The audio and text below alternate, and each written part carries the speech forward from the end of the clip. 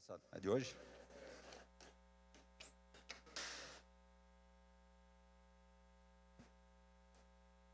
Queridos, antes de eu começar a compartilhar com vocês uma palavra que Deus colocou no meu coração, eu queria só dar um testemunho como que essa palavra chegou até mim. Há uns 25 dias atrás, eu tive um sonho, e neste sonho o irmão Ari, ele abriu a Bíblia e ele me mostrava o nome Sambalate. O sonho foi só isso, ele só me mostrava o nome Sambalate. No outro dia eu acordei, lembrei, fui pesquisar sobre esse nome Sambalate, que eu sabia que tinha na Bíblia, mas eu não sabia onde que estava. E aí Deus começou a ministrar no meu coração essa palavra que eu vou repartir com vocês. Por que eu estou testemunhando isso? Porque Deus, Ele fala conosco da maneira que lhe convém. Da maneira que convém ao Senhor, e não da maneira que muitas vezes nós esperamos. Então nós temos que estar atentos, porque muitas vezes Deus está falando conosco, e nós não damos a devida atenção, não damos o devido valor. Eu simplesmente poderia acordar, lembrar desse sonho, e achar um sonho sem nexo. Porque o irmão, ele só me mostrava esse nome. E eu fui orar, e Deus falou muito a minha vida a respeito desse nome, e eu quero compartilhar com vocês nessa noite. Queria que você abrisse a tua Bíblia no livro de Neemias. Eu sei que muitos já conhecem a história do livro de Neemias, mas ele é um livro muito rico, Ele nos traz muitos ensinamentos.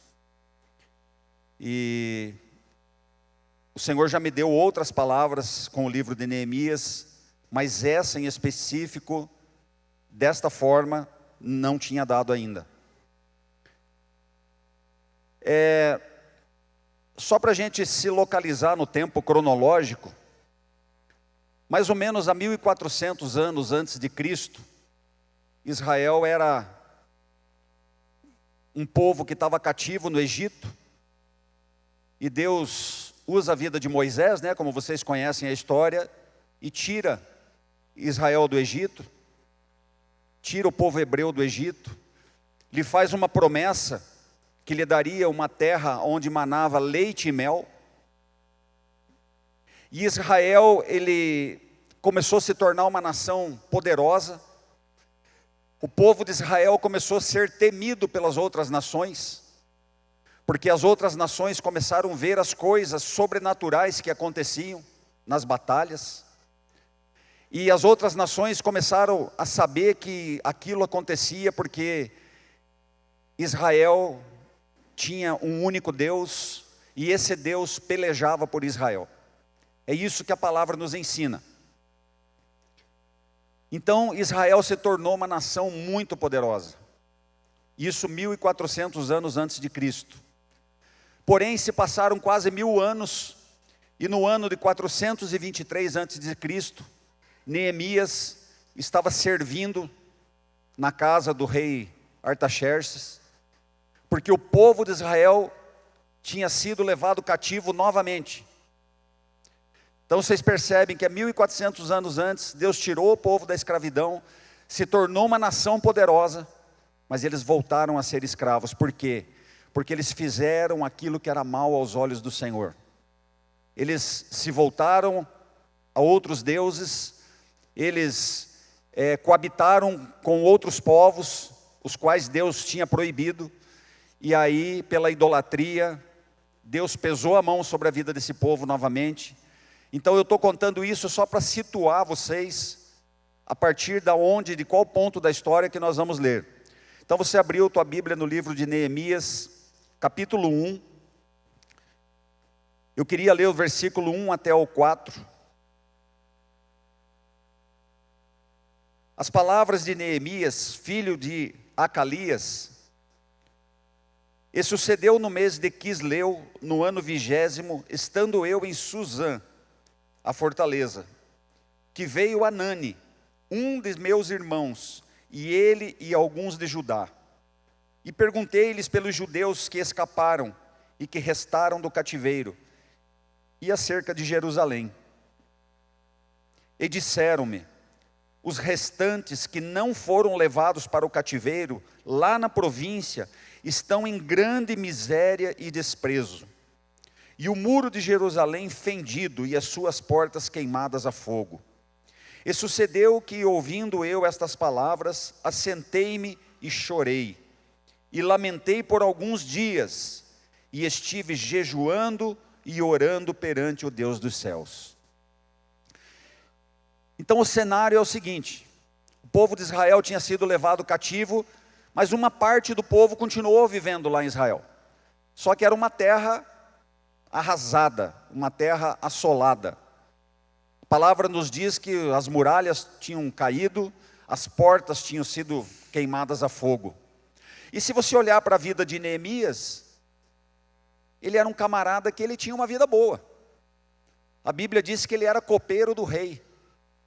O copeiro do rei, ele tem certas regalias. É um homem de confiança do rei. Ele servia o rei, ele provava os alimentos que o rei iria comer. Ele não tinha um trabalho braçal, um trabalho escravo. E o rei era afeiçoado a ele, eles criaram uma amizade. Mas por que isso? Porque Deus era com Neemias. E aí quando Neemias começa a orar e jejuar a Deus a respeito disso, Deus coloca no coração de Neemias o desejo dele voltar para Jerusalém, para reedificar esses muros. E o rei concede que ele faça isso. Eu não vou ficar lendo a história toda, você pode ler depois na tua casa. Eu peguei alguns versículos que o Senhor foi me falando e trazendo para a nossa atualidade de hoje. Neemias capítulo 2, versículo 17 ao 20. Neemias vai, ele é enviado de volta para sua terra, com cartas de recomendação do rei, o rei autorizando ele que ele fosse lá fazer aquela tarefa de reconstruir aqueles muros. E aí ele chega no versículo 17 e diz, agora ele já está junto com aquele povo. Então lhes disse: bem vedes vós a miséria em que estamos, que Jerusalém está assolada e que as suas portas têm sido queimadas. Vinde, pois, e reedifiquemos o muro de Jerusalém, e não estejamos mais em opróbrio. Então lhes declarei como a mão do meu Deus me fora favorável, como também as palavras do rei que ele tinha me dito. Então disseram: levantemo-nos e edifiquemos. E esforçaram as suas mãos para o bem. O que, ouvindo Sambalate, aqui entra o início do meu sonho. Aqui o Senhor começou a ministrar. Quem era esse tal de Sambalate, né? Que é o que nós vamos ver nessa noite. E ouvindo Sambalate, o horonita, e Tobias, o servo amonita, e Gesem, o arábio, zombaram de nós e desprezaram-nos, e disseram: que é isso que fazeis? Quereis rebelar-vos contra o rei? Então lhes respondi e disse: o Deus dos céus é o que nos fará prosperar, e nós, seus servos, nos levantaremos e edificaremos, mas vós não tendes parte, nem justiça, nem memória em Jerusalém.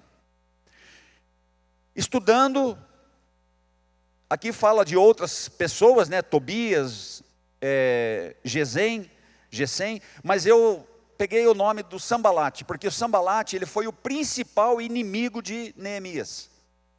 Ele liderava os outros. Ele era o opositor de Neemias em toda essa obra que Deus tinha colocado no coração para Neemias fazer. E aí,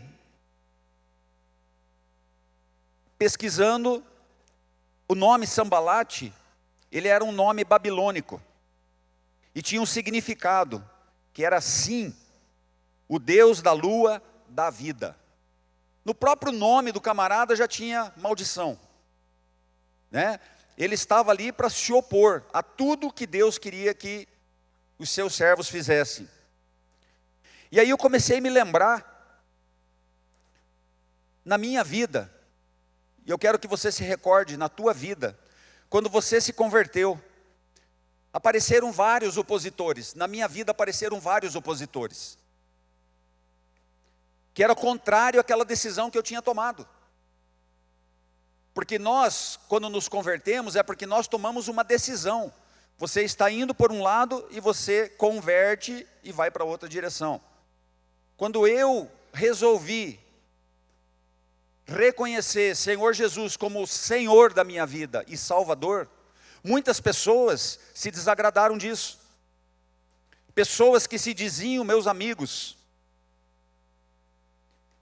Muitos amigos se afastaram de mim, da minha esposa, se afastaram da convivência do nosso lar. Pessoas que frequentavam a nossa casa só pelo simples fato de a gente ter virado crente, como falam. Crente todos somos, que cremos num Deus único. Mas fala assim, o Marcos agora virou crente, a Tânia agora virou crente. Eu não tenho mais nada com eles. A gente não tem assunto, não desenvolve. Agora a gente vai lá na casa deles, eles só querem falar de Bíblia. E só querem falar daquilo que Jesus fez na vida deles. E as pessoas foram se afastando. É um direito. Deus deu o livre-arbítrio para cada um de nós. Mas então Deus começou a mostrar que nas nossas vidas também existe o sambalate.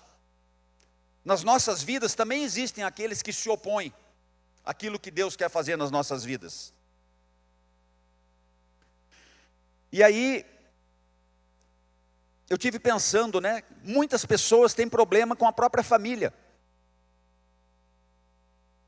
Eu já tive amigos meus que se converteram e que a família não aceitou. Pai, mãe não aceitavam. Falou, você está deserdado, eu não quero mais saber, você não é mais meu filho. Só que daí a gente começa a buscar na palavra, você não precisa abrir, mas lá em Lucas 14, 26, Jesus ele fez um alerta. Aquele que não aborrecer pai, mãe, marido, esposa, filhos, irmãos e irmãs, e não aborrecer a própria vida, não é digno de ser meu discípulo. Vocês percebem? Então, eu quero te animar nessa noite. Se você tem algum problema familiar que não aceitaram o dia que você se converteu, que você reconheceu Jesus como Senhor e Salvador da tua vida, saiba que Jesus já havia feito esse alerta. E que se você mesmo assim decidiu, é porque você é digno de ser um discípulo do Senhor Jesus. Que tem pessoas que acabam, para não criar confusão, eu não vou. Queridos, nós temos que entender e ministrar para essas pessoas que não conhecem a Jesus, que a salvação ela é individual. Deus deu o livre-arbítrio para cada um de nós. Não é porque a minha mulher não quer que eu vá servir ao Senhor Jesus, que eu vou fazer a vontade dela e não vou fazer a vontade do Senhor. A palavra fala que isso vai acontecer. Mas eu tenho que preservar a paz na minha casa. Ore, mas sirva a Deus. Se o Espírito Santo tocou no teu coração para você entregar a tua vida para o Senhor, é o momento, é a oportunidade. Eu já tive colegas que falavam assim, mas eu tinha muita vontade de me converter e servir esse Deus que você serve, mas eu estou orando para que a minha esposa se converta, porque senão ela não vai aceitar, ela ameaçou se separar de mim se eu me converter. Vocês acham, queridos, que Deus vai permitir uma coisa dessas? Qual é o tamanho do nosso amor pelo Senhor? Será que nós estamos dispostos a enfrentar os sambalates nas nossas vidas? O inimigo que se opõe? Vá uma folha para frente, Neemias 4:1. Conforme a gente for lendo, a gente vai ministrando. Neemias 4:1. Aqui eles estão tramando para retardar a construção dos muros. E sucedeu que, ouvindo Sambalate, que edificávamos o muro, ardeu em ira, e se indignou muito, e escarneceu dos judeus. Sambalate fica furioso com a reconstrução, sabe por quê? A princípio, ele achou que aquilo não ia dar em nada. Quando ele viu que o povo estava se movimentando e começou a fazer a reconstrução com a direção de Deus, aí ele fica furioso. Eu quero te dizer que Satanás também ficou muito furioso o dia que você entregou a tua vida para o Senhor Jesus. O dia que eu entreguei minha vida para o Senhor Jesus, Satanás ficou muito furioso. E Satanás usa determinadas pessoas para tentar nos desmobilizar. Porque quando a gente se converte, nós temos uma caminhada. A palavra fala que, Paulo fala que nós temos uma carreira proposta. E que quando nós atingirmos o final dessa carreira, nós receberemos a coroa da vida das mãos de Jesus. Paulo fala que nós temos essa caminhada. O povo judeu lá, quando saiu do Egito, ele ficou 40 anos numa caminhada, criando uma cultura do povo de Deus. Porque se não ficasse esses 40 anos, aquele caminho ele poderia ser feito em 15 dias. Muito provavelmente lá na Terra Prometida seria fundado o quê? Um mini Egito. Um povo judeu com uma cultura egípcia. Você imagina, o povo viveu 400 anos no Egito. Aí Deus manda que esse povo fique 40 anos peregrinando pelo deserto, dá as tábuas da lei para Moisés e se cria uma cultura no coração desse povo. Vocês percebem como Deus é perfeito em cada coisa que Ele faz? Muitas vezes a gente lê algumas coisas na Bíblia e não entende, o Espírito Santo vem e te revela, e a gente vê a perfeição de Deus. Nós, o dia que nos convertemos, nós resolvemos andar numa vida de santidade. Como foi falado aqui no começo, o Jaime falou, nós não recebemos a esperança da salvação por algo que eu fiz, ou por algo que vocês fizeram. Nós não temos essa capacidade.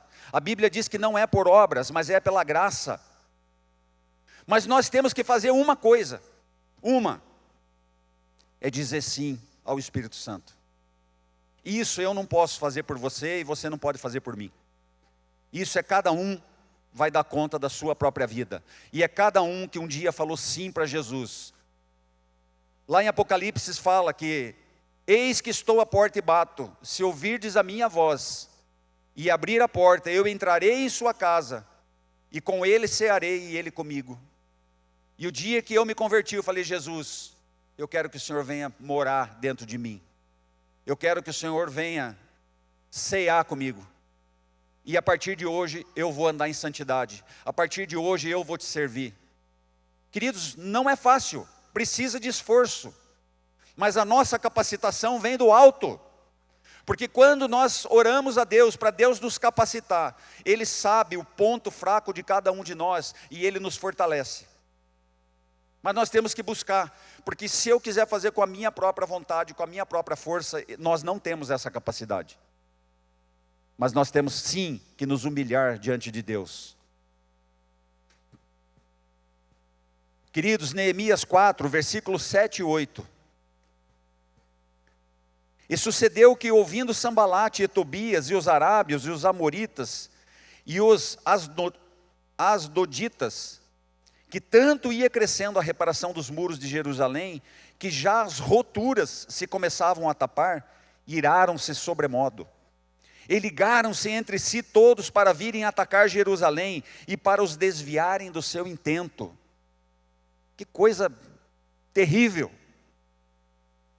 Pessoas estavam vivendo ali, vendo aquela miséria, estavam felizes com aquela desgraça daquela terra arrasada. Quando eles começam a ver a restauração, eles ficam furiosos e querem ir lá atacar para destruir de novo. Isso nos traz algum ensinamento, amados. Nós também devemos orar, porque nós somos atacados todos os dias da nossa vida. Todos os dias o diabo lança setas malignas contra nós para tentar nos desviar do caminho, para tentar nos desanimar.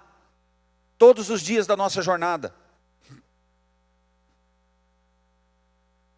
Muitas vezes a gente acaba se distraindo com os acontecimentos ruins da nossa vida. E acabamos desanimando. A mensagem aqui, nesse versículo, é que nós devemos manter o foco. Mantenha o foco. Nós só temos um foco, amados. Só um. servir ao Senhor. A palavra diz: buscai em primeiro lugar o reino de Deus e a sua justiça, e todas as demais coisas vos serão acrescentadas. Se o teu foco está no teu trabalho, se o teu foco está na tua sabedoria, nos teus diplomas, no ganho financeiro, você está com o foco errado. O nosso foco tem que ser o Senhor. Senhor, eis-me aqui. O que o Senhor quer hoje de mim, nesse dia? Em cada local de trabalho, aonde Deus colocou cada um de vocês, cada um de nós. Senhor, o que o Senhor quer que eu faça aqui nesse lugar? Porque se eu estou aqui, porque o Senhor me colocou aqui. E o Senhor tem um propósito. A nossa ótica de vida, a nossa perspectiva de vida, ela muda, queridos. Porque o inimigo, ele quer o quê? Que nós voltemos a ser como era lá Jerusalém, terra arrasada. E nós não somos mais. No versículo 9, a palavra diz: porém nós oramos ao nosso Deus e pusemos uma guarda contra eles de dia e de noite por causa deles. Então, queridos, quando a gente orar, a gente deve pedir que o Senhor nos mostre as estratégias do inimigo. Quais são as estratégias que o diabo está tentando contra a nossa vida, contra a nossa família e contra a igreja? Nós temos que orar pela igreja também, amados. Sabe por quê? Porque eu e você, nós fazemos parte da igreja. Nós somos um mesmo corpo. Se você acha que quando algo afeta a vida de um irmão, você está livre daquilo, você também é afetado. Porque nós somos um mesmo corpo, onde Jesus é o cabeça.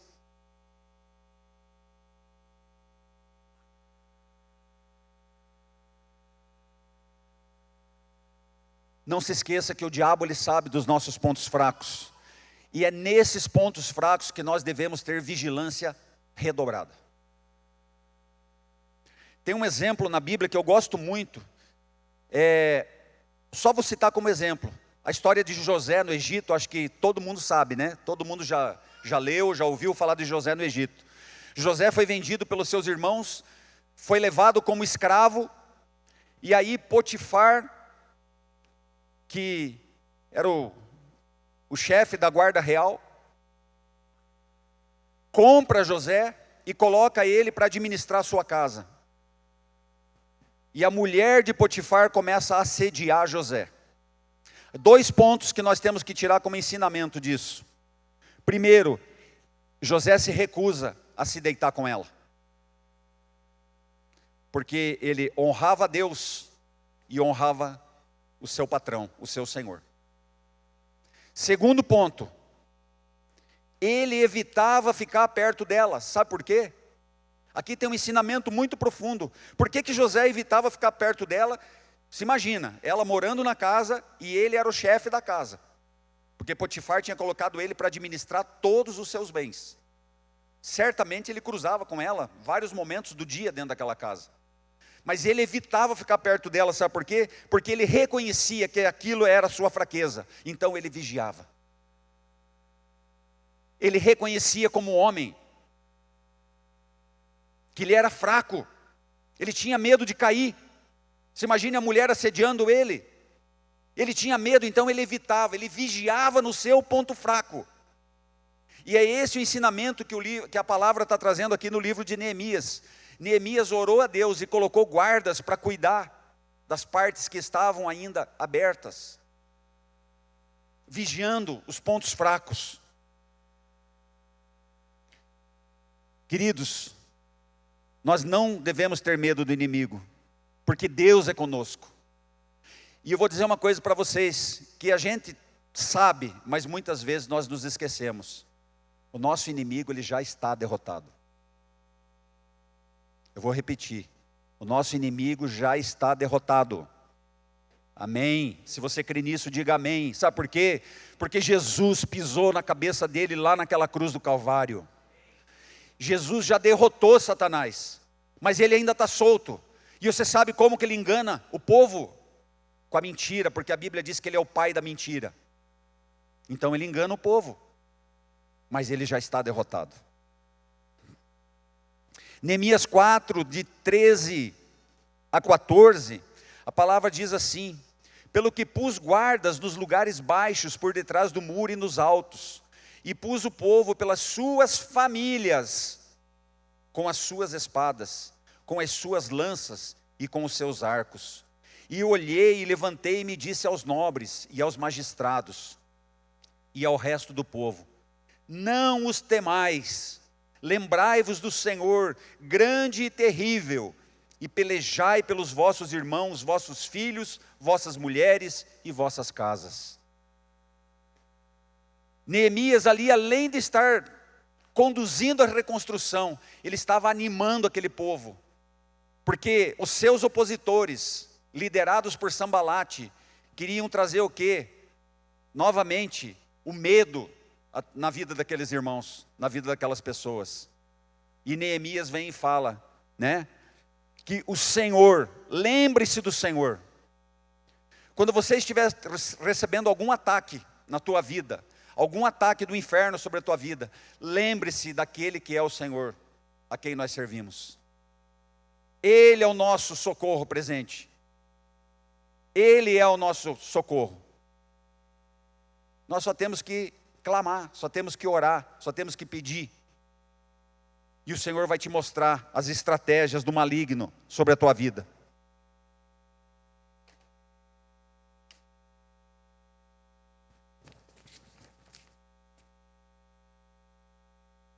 Vá um pouquinho para frente, Neemias capítulo 6, versículo 1 e 2.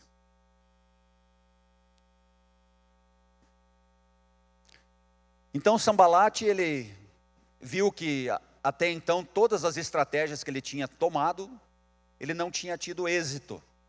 Então ele muda o seu discurso. Capítulo 6, versículo 1 e 2. Sucedeu mais que, ouvindo Sambalate, Tobias, Gesem, o arábio, e o resto dos nossos inimigos, que eu tinha edificado o muro e que nele já não havia brecha, ainda que até este tempo não tinha posto as portas nos portais.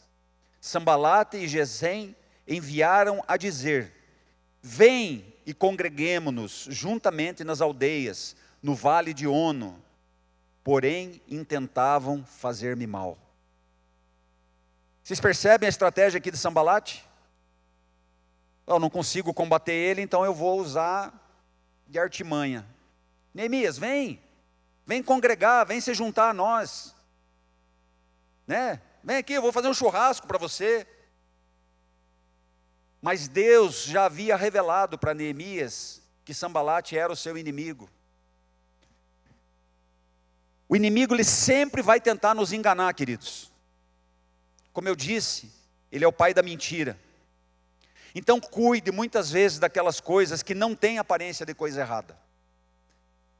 Às vezes é uma coisa que tem aparência de coisa certa. Mas se Deus não estiver dirigindo a tua vida, se você não estiver cada dia pedindo: Senhor, me mostra as ciladas do diabo, você vai cair e vai ser enlaçado. Porque muitas vezes a gente fica assim, cuidando, né? E tem que cuidar, não estou dizendo que não. Aqueles pecados, né, que nós classificamos como gigantescos, né? E a gente cuida e a gente não cai. Aí o diabo vem e te oferece algo de bandeja, com uma aparência bonita, uma aparência boa, mas que ele sabe que lá na frente ele vai enredar o teu coração, ele vai afastar o teu coração de Deus, e quando você abrir teu olho, você já está no laço. Então nós temos que ter, não pela nossa própria capacidade, mas uma capacidade que vem de Deus, de a gente enxergar essas coisas.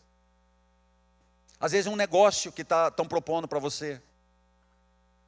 Quantos negócios nos propõem todos os dias? Quantos negócios já propuseram para mim? Eu aprendi a duras penas, já confessei aqui muitas vezes. Sempre que colocam algo para mim hoje, um negócio, eu falo assim: eu vou orar. Às vezes as pessoas dão risada, né? Porque é algo que você tem que dar resposta. Eu vou orar. Você sabe por quê? Porque eu já cansei de quebrar a cara. De achar que eu estava fazendo algo bom e não era bom. E depois, lá na frente, eu pagava um preço. E o Senhor tem me dado vitória. Eu quero animar os irmãos. O Senhor nos dá vitória. Quando a gente pede orientação para o Senhor, Ele nos dá a vitória. Não se esqueça, existe um inimigo andando ao nosso derredor, pronto para nos enganar. Não viva a vida como se não existisse um inimigo. Existe, senão a palavra não nos alertaria sobre ele. Existe. E esse inimigo, ele usa pessoas do nosso convívio, às vezes, para nos tirar do caminho. Agora, continuamos no capítulo 6, vamos ler o versículo do 10 até o 14. Então eles tentaram chamar Neemias para congregar com eles, não deu certo, agora eles vão ter uma outra estratégia. No 10. E entrando eu em casa de Semaías, filho de Delaías, o filho de Metabel, que estava encerrado, disse ele: vamos juntamente à casa de Deus, ao meio do templo, e fechemos as portas do templo, porque virão matar-te. Sim, de noite virão matar-te. Porém eu disse: um homem como eu fugiria? E quem há como eu que entre no templo e viva? De maneira nenhuma entrarei. E conheci que eis que não era Deus quem o enviara. Mas essa profecia falou contra mim, porquanto Tobias e Sambalate o subornaram. Para isso o subornaram, para me atemorizar, e para que eu assim fizesse e pecasse, para que tivesse alguma causa, a fim de me infamarem, e assim me vituperarem. Lembra-te, meu Deus, de Tobias e de Sambalate, conforme estas suas obras, e também da profetisa Noadias, e dos mais profetas que procuraram atemorizar-me. Vocês percebem, queridos? Como o inimigo ali, Sambalate, ele tinha mudado completamente a sua estratégia. Aí ele vai e suborna uma pessoa, né? Semaías, para atemorizar Neemias e para fazer ele pecar. Mas ele não caiu. Sabe por quê, queridos? Porque Deus estava com ele. Deus estava à frente de tudo aquilo que ele estava fazendo. E ele era um homem temente a Deus, tanto é que ele fala aqui: quem sou eu para fugir? E se eu entrar lá dentro do templo, eu vou morrer. Ele reconhecia que ele não era digno de pisar lá dentro, porque lá dentro é só o sacerdote, no Santo dos Santos só o sumo sacerdote. Mas era uma estratégia. E eu já falei diversas vezes aqui, vou falar novamente: o medo é a arma que Satanás mais usa contra nós. Porque quando nós estamos com medo, nós estamos duvidando de Deus. Quando nós estamos temendo algo, queridos, é porque nós estamos duvidando de Deus. Porque a palavra diz: se Deus é por nós, quem será contra nós? Se nós temos um Deus a quem nós servimos, que é o Criador do céu e da terra, é o Criador da vida, e nós duvidamos da proteção que o Senhor pode nos dar. Nós vimos aí, o Jefferson falou sobre isso semana passada, essa onda que teve agora de ataque, né, de fake news, e que iam atacar escolas. E a gente tem que fazer a nossa parte, orientar nossos filhos, olhar a bolsa dos nossos filhos, o que eles estão levando. Mas aí você ficar atemorizado, que nem um ratinho tremendo dentro da tua casa: não vou fazer mais nada, não vou mais mandar meu filho, eu não saio mais na rua. É isso que Satanás quer, querido. Sabe por quê? Porque quando você declara isso, você está duvidando de Deus. Aquele que tudo vê, aquele que tudo sabe, aquele que tudo ouve. Vocês acham que Neemias aqui, esses caras não queriam matar ele? Mas ele estava lá. Deus tinha colocado no coração dele algo, e ele estava ali disposto a colocar sua própria vida em risco, porque ele sabia que Deus era com ele. Deus estava guardando a vida dele. Lembre-se que Deus não nos deu um espírito de medo, de covardia, mas Deus nos deu um espírito de vitória. Pare e pense um pouquinho. O espírito que habita dentro de mim e de cada um de vocês é o espírito que estava na criação de tudo que nós vemos. Através dele tudo foi criado. Ele conhece o coração do Pai. Ele conhece o meu coração. Você quer proteção maior que essa? Eu estou falando isso, queridos, porque o medo nos afasta de Deus. O medo nos afasta da presença de Deus. A gente tem que pedir sabedoria para Deus, para lutar com os nossos medos. Porque vindo a sabedoria do alto, a gente vai saber como que a gente deve lidar. A Bíblia diz, né, em 1 João 4,18, você não precisa abrir, que no amor não há temor. Antes o perfeito amor lança fora o temor, porque o temor tem consigo a pena, e o que teme não é perfeito em amor. Então se você tem algum medo, queridos, eu tenho medos na minha vida. Eu não estou me colocando aqui como alguém que não tem medo, tá? Eu tenho medo de algumas coisas, que muitas vezes Satanás vem falar no meu ouvido, e eu fico com medo, mas eu aprendi, e é isso que o Senhor quer nos ensinar. A hora que esses medos vierem no teu coração, se ajoelhe e ora, fala: Senhor, eu estou com medo de tal assunto, mas eu sei que o Senhor é aquele que peleja por mim, eu sei que o Senhor já me deu a vitória, tira esse medo do meu coração. Sabe o que acontece, queridos? Volta a paz, e você dorme, e você não lembra mais daquilo. Mas ele tenta. Agora, se você começar a alimentar aquele medo no teu coração, esse medo ele vai crescendo, vai crescendo, vai crescendo, até que ele te domina totalmente. Vamos ler mais um versículo de Neemias, no capítulo 7, versículo 3. E disse-lhes: não se abram as portas de Jerusalém até que o sol aqueça, e enquanto assistirem ali, fechem as portas, e vós trancai-as, e ponham-se guardas dos moradores de Jerusalém, cada um na sua guarda, e cada um diante da sua casa. Agora aqui, Deus quer nos trazer um ensinamento muito grande. O Jefferson já abordou esse assunto semana passada. Queridos, nós temos que vigiar sim. Mas lembre-se que se Deus não estiver com você, não adianta. Porque a palavra diz que se Deus não cuida, em vão vigia o sentinela. Neemias, ele sabia que Deus tinha mandado ele reconstruir os muros. Mas mesmo assim, ele pega e coloca guardas. E o que chama atenção é que ele fala assim: cada guarda em frente da sua casa.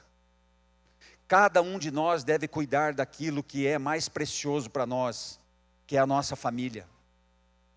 Tem homens que às vezes entendem assim: eu tenho que cuidar da vida da minha esposa, da vida dos meus filhos, mas ele não cuida da sua própria vida.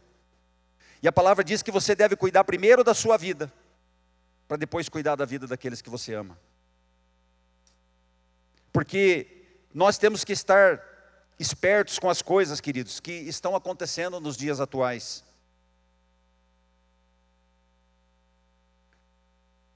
Se você não investir na educação dos seus filhos, tenha certeza que o mundo vai investir.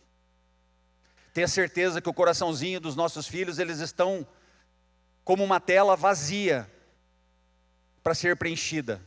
Cabe a nós decidir quem vai preencher. Se é o Senhor, através das nossas vidas, nós investindo tempo, como o Jefferson ministrou aqui domingo passado, na educação dos nossos filhos. Como ele disse que filho não dá trabalho, mas criar filho é um trabalho que Deus nos deu. Então nós temos que investir tempo na vida dos nossos filhos, nós temos que investir tempo no nosso culto doméstico, no nosso tempo de oração em família, ministrando ao coração dos nossos filhos. Nós temos que investir, amados. Porque se você não fizer isso, o mundo vai fazer, a escola vai fazer, os amigos vão fazer. Eu fiquei sabendo de algo, dias atrás, que eu fiquei muito chocado. Eu creio que muitos aqui já sabem, mas quem não sabe, depois pesquise que você vai ver. Você sabia que agora tem muitos jovens que estão se drogando dentro dos próprios quartos, sem o uso de droga sintética, de droga palpável, mas estão se drogando através de som? Eles se trancam no seu... Tem um nome para isso que me fugiu agora.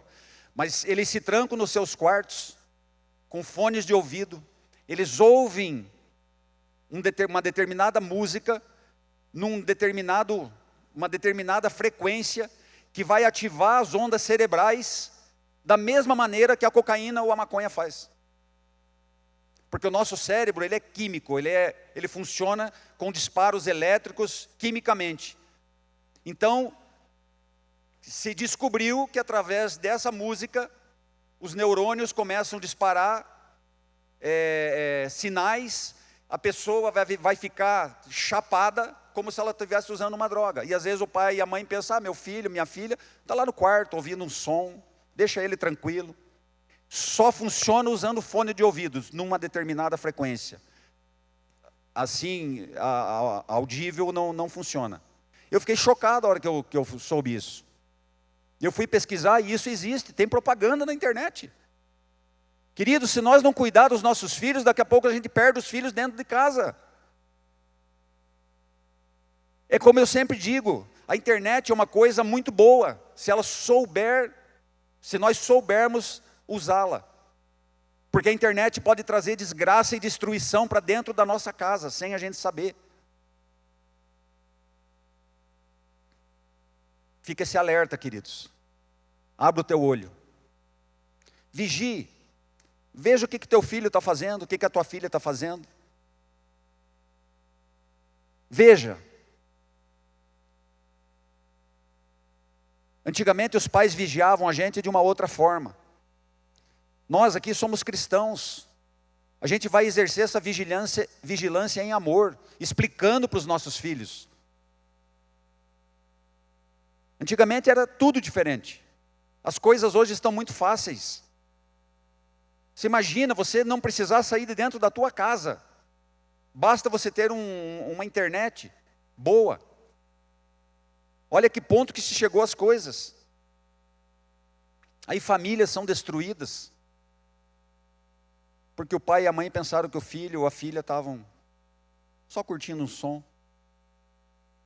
Não quiseram investir tempo. Queridos, isso é muito sério. Eu já estou quase terminando. Só quero dizer que o ensinamento que nós temos aqui com todo esse estudo de Neemias é que eu e vocês, nós também éramos terra arrasada. A nossa vida estava de uma desgraça, estava arrasada. Caos e destruição. Ou não era assim? A minha era. E aí, vem Jesus e nos constrange com o seu amor, e nos atrai para Ele, porque nós fomos atraídos por Jesus, e nós sentimos um desejo de conhecer Jesus, e servir Jesus, mas nós éramos terra arrasada. A palavra diz em Colossenses 2,14, Efésios 2, de 1 a 3, abra a tua Bíblia.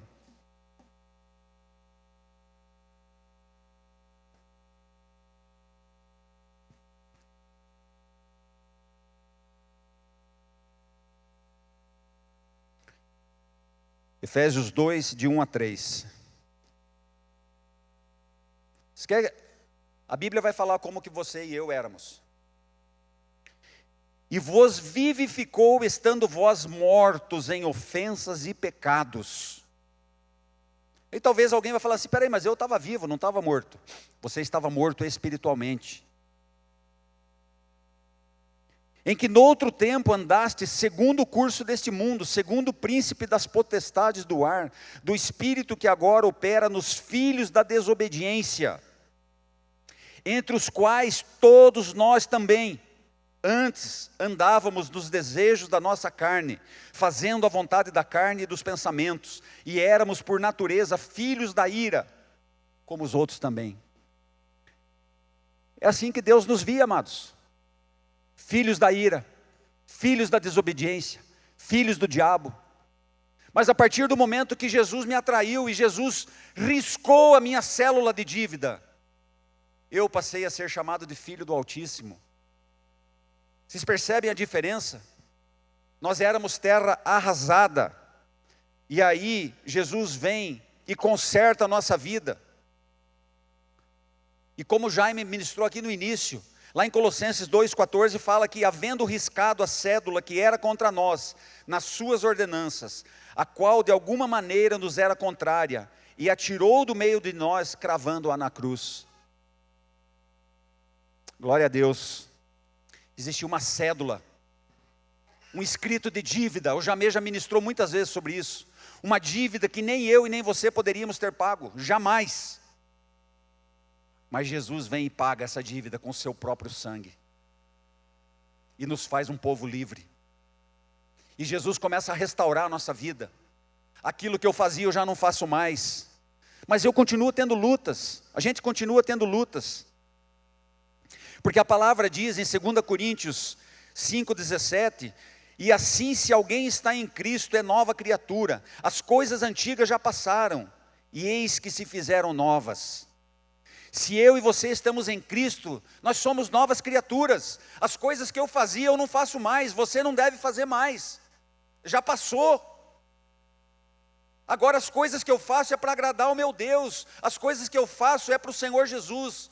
Aquele que é o dono da minha vida, aquele que me resgatou das mãos do diabo, foi lá e pagou com o seu próprio sangue, para que hoje nós estivéssemos aqui livres, louvando, cantando, erguendo os nossos braços, bendizendo ao nosso Deus. Foi pago um preço, queridos. Foi pago um preço. E para encerrar, eu queria que você abrisse em Efésios, nós já estamos em Efésios, no capítulo 4. Quero ler do versículo 11 até o 15. Aqui o Senhor tem uma palavra muito clara para a vida da igreja. E vocês vão perceber nesse texto aqui que nós estamos em reconstrução. Nós estamos ainda em construção. Nós como povo, nós estamos em construção. Ele mesmo deu uns para apóstolos, e outros para profetas, e outros para evangelistas, e outros para pastores e doutores, querendo, a minha versão diz, o aperfeiçoamento dos santos, para a obra do ministério, para a edificação do corpo de Cristo, até que todos, na Bíblia de vocês fala essa palavra todos? Sim ou não? Até que todos cheguemos à unidade da fé e ao conhecimento do Filho de Deus, a varão perfeito, à medida da estatura completa de Cristo. Então, queridos, nós estamos em obras. Assim como Neemias estava reconstruindo aqueles muros, Jesus nos restaurou e agora como povo nós estamos em obra até que cada um de nós atinja a estatura do varão perfeito que é Cristo. Para que não sejamos mais meninos inconstantes, levados em roda por todo o vento de doutrina. Preste atenção, pelo engano dos homens, que com astúcia enganam fraudulosamente. Antes, seguindo a verdade em amor, cresçamos em tudo naquele que é a cabeça, Cristo, do qual todo o corpo bem ajustado e ligado pelo auxílio de todas as juntas, segundo a justa operação de cada parte, faz o aumento do corpo para a sua edificação em amor.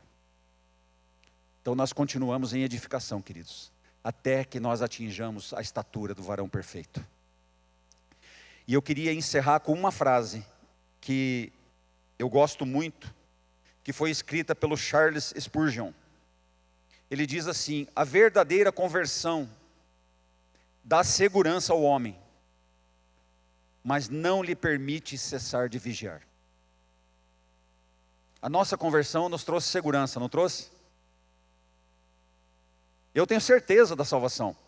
Como o Jaime perguntou aqui no início, talvez tenha alguém que não tenha. Eu posso falar por mim, eu não posso nem falar pela minha esposa, nem pelos meus filhos. Mas eu tenho certeza da salvação. Mas isso não quer dizer que eu devo parar de vigiar.